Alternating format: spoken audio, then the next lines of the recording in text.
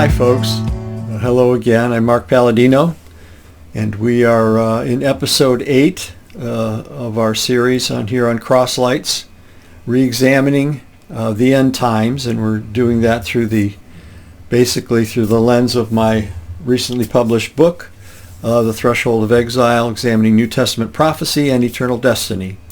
And we have just completed a number of episodes on some of the backstory and kind of an overview of the subject matter of the book.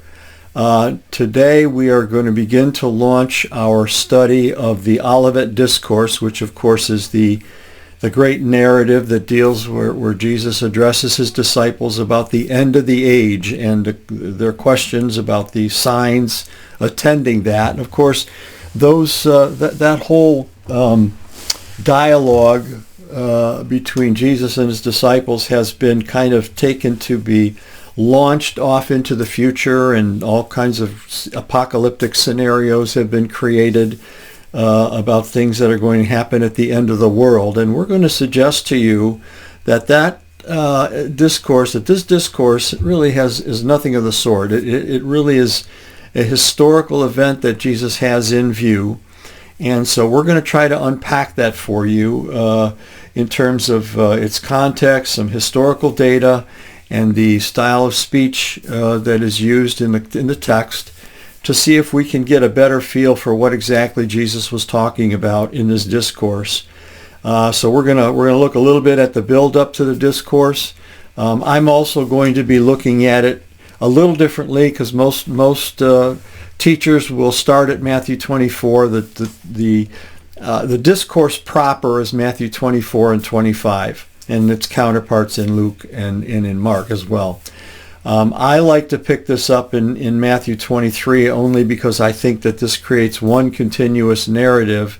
And actually, we're going to even back up a little further into 21 and 22 just to give you a sense for the context. I'm going to read right from chapter 5, page 71, that opens this chapter, and just read right from the book for a moment here. And it just says that in the Olivet Discourse, Jesus described to his disciples what they could expect in the decades leading up to the Jewish-Roman War. And the fall of Jerusalem. His return, this what the scholars call the parousia, the Greek word meaning his arrival or his presence, along with the end of the age and the commencement of the age to come, would be seen in the context of that impending military conflict. It would take place in the same manner as the cloud presence of God was seen in the Old Testament, when he accomplished great power transitions through the agency of war. This is central to our understanding of the nature of the Lord's promised return. Our approach to this great discourse will be to examine, or at least we can unpack, Jesus' words in manageable segments, primarily from Matthew's account. And we're going to be considering the context, some historical data, as well as the style of speech, or what we call the linguistic style of Jesus. Now, first of all, beginning with the context itself, Matthew chapters 23 to 25 provide, I'm going to suggest to you, a unified narrative framework. That is, there's no real interruption, there's no variation in theme, there's no change of theme, and there's no clear evidence or reason for a break in this from beginning to end. Now, I know that some, and we'll look into this a little more closely, but some scholars teach that there's a break between Matthew 24 and 5, somewhere along the way in the middle, late in chapter 24, where Jesus shifts his arguments or his discussion from the end of the age and the destruction of the temple, and now begins to talk about the end of the world. I will suggest to you that I don't believe that's the case, and we will examine that. The whole thing from 23 to 25 is one unified narrative framework that deals with the dissolution of Jewish privilege and the transfer of authority, the kingdom privilege to the church. And when I say that, it's not from one people to the next as much as it is understanding that Jesus himself has fulfilled these things, and he is the true heir of God and the heir of the kingdom. Now, we're kind of looking at Matthew, not that we won't be looking at Mark and Luke, but Matthew has a broader base of information for us to look at, and especially has the fate of the temple and the city would be, of course, of the Jews themselves. His audience at the time of this discourse would have a vested interest in the fate of the city and the temple. And as we spoke last time, we said that there's a build-up. This discourse doesn't just come out of nowhere. So all of a sudden we're talking about when's the end of the world going to happen, Jesus?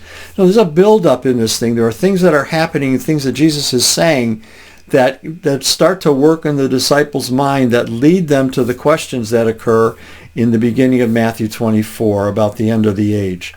And this broader setting, and I mean, we can start at several different places, but the broader setting really begins in Matthew 21 with Jesus' triumphal entry into Jerusalem. And so the stage is set for his last public confrontations with the Jewish leaders, and then that will be followed by his arrest and crucifixion. And there are several parables in 21 and 22 of Matthew that speak of Israel's disinheritance and the approaching demise of Jerusalem in judgment. So, as Jesus has this triumphant entry into the city, he cleanses the temple, he rebukes the Pharisees, has encounters, then he leaves. And then in Matthew 21 and 18 and 19, they're returning back. It says, now in the morning when he was returning to the city, he became hungry, verse 18. And seeing a lone fig tree by the road, he came to it and found nothing on it except leaves only. And he said to it, no longer shall there be any more fruit from you.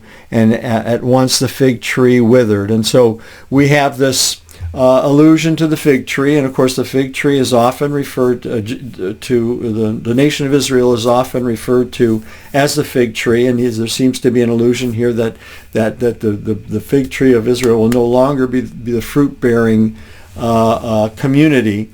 And by the way, I'm going to point out to you right here and now that biblical symbolism is fluid, okay? And it must be driven, must be understood in its context. There are many that would like to take in the next chapter in Matthew 24 where Jesus talks about the fig tree, that refers to the nation of Israel. And I would like to suggest to you that it does not, and we'll look at the context of that and understand why it does not refer specifically to Israel, and yet it can refer to Israel in this one. Just to give you a little side note here, just to give you an example of the fluidity of biblical symbolism. Paul writes to the Corinthians, he says, to be careful about what we say about one another and our chatter and our causing division, because a little leaven leavens a whole lump. He warns the church that only a little bit of leaven can be placed into the church and it will create something bad. Okay, it'll spread. It'll spread like gangrene. Okay, but Jesus Paul uses leaven in a negative sense in that way. But in Matthew 13, Jesus said that the kingdom is like leaven, and it's placed into the dough, which in his parables is the world. It's placed into something. It is the world until it is all leavened. And so he's talking about the influence, the positive influence that the kingdom is going to have on the whole world. And so you see the same image, but it can be seen positively or negatively or two different ways depending on the context. And so I want to make sure we understand that just because in this particular setting Jesus refers to Israel as the fig tree, it doesn't necessarily mean that everywhere the fig tree is mentioned that necessarily means Israel. Now, then in Matthew 21 and beginning at 28, he says to the Jewish leaders in the parable of the two sons that the tax collectors and prostitutes will get into the kingdom before you. And then one of particular interest that I'm going to focus on a little bit here as we get ready to go into the discourse is in Matthew 21 and verses 33 to 45 in this parable of the tenants. And here Jesus, and we're going to read that because I think it's significant enough that it deserves our attention. We've already kind of given some context to Matthew 21, but in the parable of the tenants, beginning at verse 33, Jesus, number one, he alludes to the song of the vineyard, which is in Isaiah chapter 5, verses 1 to 7. And again, we have, as we've been speaking about, Jesus' use of the Old Testament, okay, where Jesus takes that Old Testament song of Isaiah, that Old Testament poem where he laments that God had planted Israel and tended her, but she only brought forth sour grapes and didn't bring forth any good fruit. And so Jesus is using this same metaphor in Matthew 21. In verse 33, it says, "Here another parable. There was a master of a house who planted a vineyard and put a fence around it and dug a wine press in it and built a tower and leased it to tenants and went into another country. When the season for fruit drew near, he sent his servants to the tenants to get the fruit. And the tenants took his servants and beat one, killed another, and stoned another. Again he sent other servants, more than the first, and they did the same. Finally he sent his son, saying, 'They'll respect my son.' But when the tenants saw the son, they said to themselves, 'This is the heir. Come, let us kill him and have his inheritance.' And they took him and they threw him out of the vineyard and killed him. When therefore the owner of the vineyard comes, what will he do to those tenants? They said to him, 'He will put those wretches to a miserable death and let out the vineyard to other tenants who will give him fruits in their season.'" And now Jesus is giving them a parable, a very interesting parable here, because there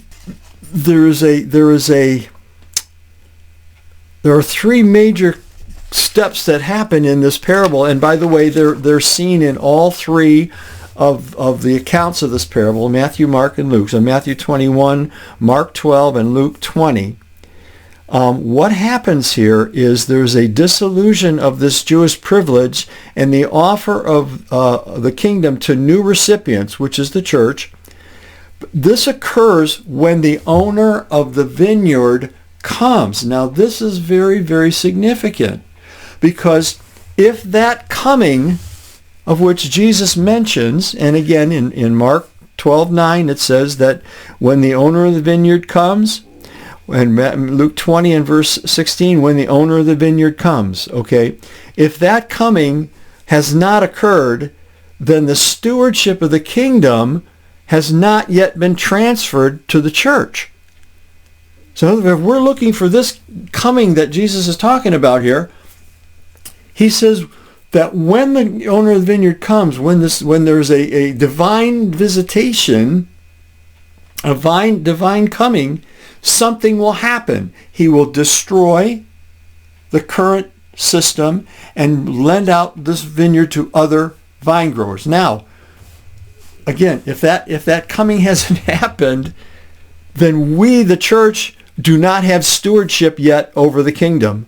Okay, that becomes very, very sticky for us to consider.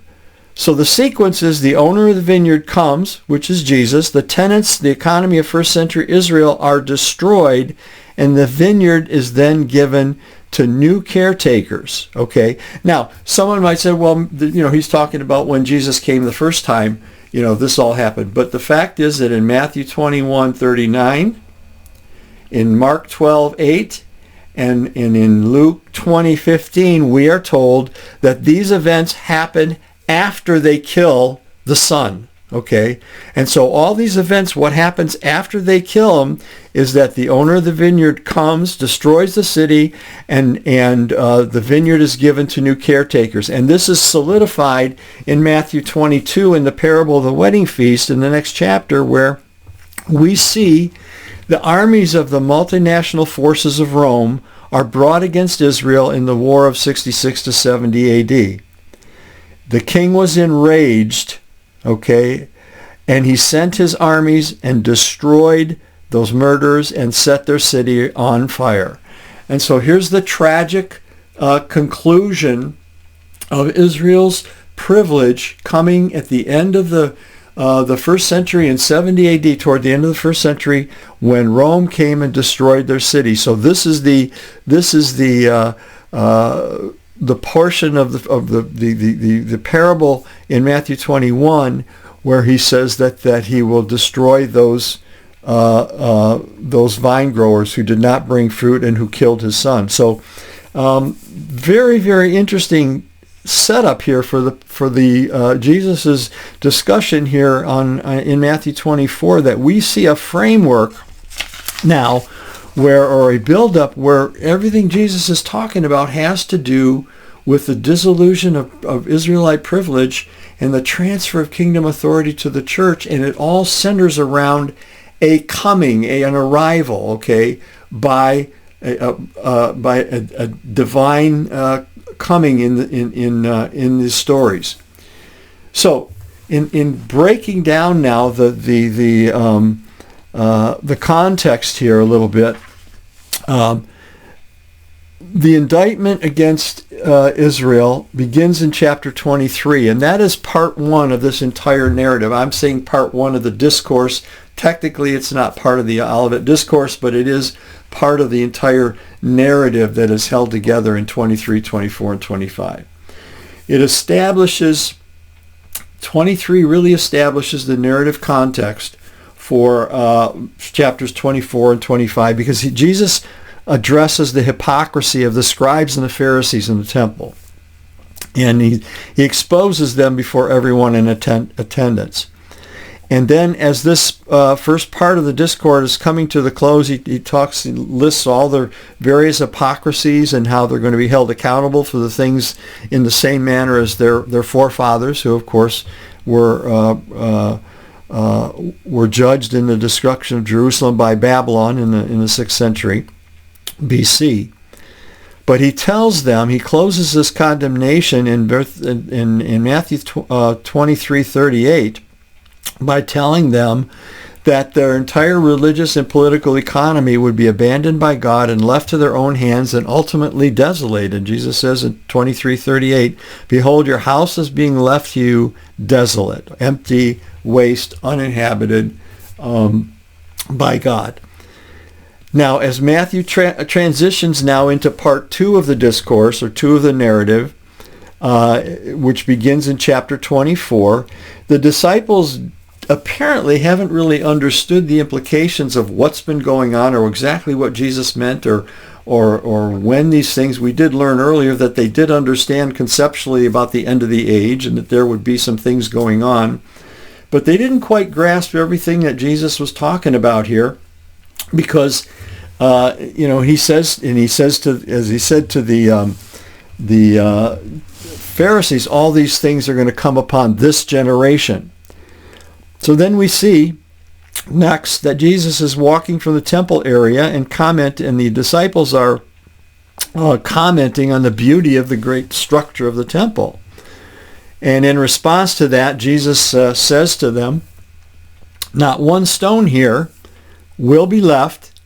That's in Matthew 24:2. And in case there's any question about what temple he's talking about, he's not talking about a future temple. He said, one stone here. Okay, so this very temple that they were looking at, I believe it's Luke that actually says these very stones, the ones you are looking at. Okay, there will be none left. So he's obviously describing that the temple is going to be destroyed. Well, this provokes the big question that comes up now. The disciples want to know, when is this going to occur, and what will be the sign that this time was approaching? And Matthew 24 from 4 to 35 is Jesus' response. Everything there is a description of the events that would occur in that generation, up to including the fall of Jerusalem, and nothing more than that. Okay? What he's explaining he's answering their question. All right? And he's telling them precisely what would take place, the wars, the rumors of wars, the abomination of desolation, the earthquakes, all that is going to happen up to and including the fall of Jerusalem. And then part 3 begins at Matthew 24:36 and continues through 26:1, where when Jesus has finished all these words, that would be the conclusion of the narrative that ends in Matthew 26:1.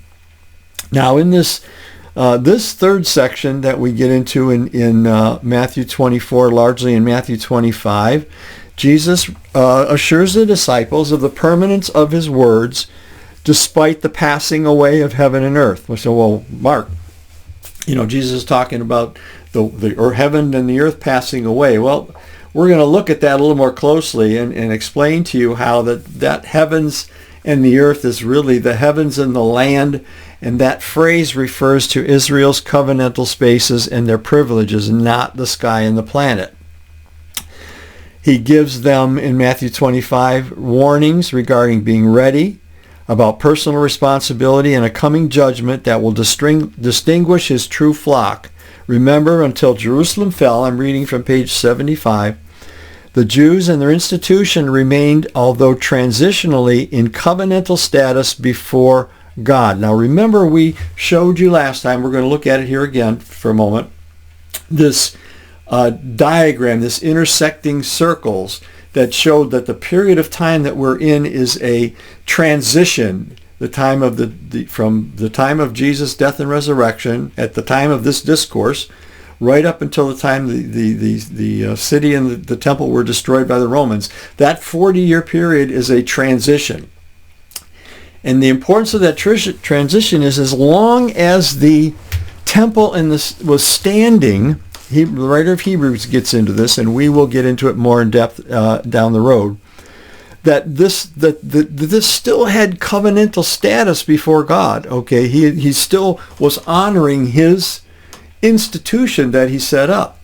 So on one hand, you had the church that was being born out of the cross of Christ, and the other hand, you still had this old institution that still had covenantal status before God, in spite of the fact that the sacrifice was no longer effective. It was meaningless. Christ had given his life. But all this entire time, these conditions would remain until Jerusalem fell. When Jerusalem fell, then God had completed his obligations to Israel, and all this no longer had standing, and the church was now released to go forth without all of this, the accoutrements of the old system. And that would be what the context of what we call the end of the age. Now, of course, this is seen in Matthew 25. This great judgment that happens, this great separation, is seen by the fact that we are told that there are sheep and there are goats in the household. We are told that there are good fish and bad fish in the household, that there are wheat and there are tares, and we discussed some of this earlier from Matthew 13. Now, again, these conditions can remain at any time in history, but this particular illustration belongs to this first century application. And we're going to see that. We're still looking at kind of an overview of the discourse. Remember that. We still have much more detail to get into as far as how this judgment takes place and what it may be referring to. But again, it's important for us to understand that there is really no leap anywhere in Matthew to something having to do with a future coming of the Lord. In saying that, let me make it clear. I am not suggesting at all that there is no future return of Jesus. We're not saying anything for or against. When we look at these chapters, as we start getting into the weeds next week, we're only going to be dealing with what these chapters have to say, okay? And I'm going to suggest to you that they don't say anything about the end of the world, but that does not mean that I don't believe in the end of the world, or maybe there's some future return of Jesus that needs to be discussed. But these chapters, I'm going to say to you that I do not believe at all, and I think there's plenty of evidence to suggest that they do not have anything to do with the end of the world. One of the reasons for that, and I think is very, very important, and we're going to elaborate on this future further yet as well, the cultural context and the worldview of the disciples simply would not have allowed them to inquire about the end of the world in the manner that we understand it. These first century Jews had no concept of a Messiah dying, flying away to heaven, and then returning at some future date. It wasn't even in their worldview. We're going to look at some information as we study Matthew 24 and 25 that illustrates that. Jesus was answering their question in a first century Jewish context. And those disciples understood that Messiah was going to finish all of his work. Matter of fact, it tells us that the Jewish writings tells us that Messiah was going to disappear for 45 days, possibly 90 days, and then return and defeat Rome. And so their considerations for Jesus leaving and returning had nothing to do with him flying away to heaven. It had everything to do with him disappearing and then coming back within a very short period of time, month, maybe 2, maybe 3, and completing his mission there in that time frame, physically in his body. And there's so many things that we're going to see in Matthew 24 and 25 that speak to that and to recalibrate the disciples' understanding of exactly how that's all going to transpire. So I hope that this kind of gave you some sense for where we're going in the Olivet Discourse. I hope it wasn't too confusing. We're going to be clarifying a lot of things in the weeks to come. I think you're going to find it very, very interesting, and I'm looking forward to additional and future lessons with you. Thanks again for joining. We will see you next time, and God richly bless you.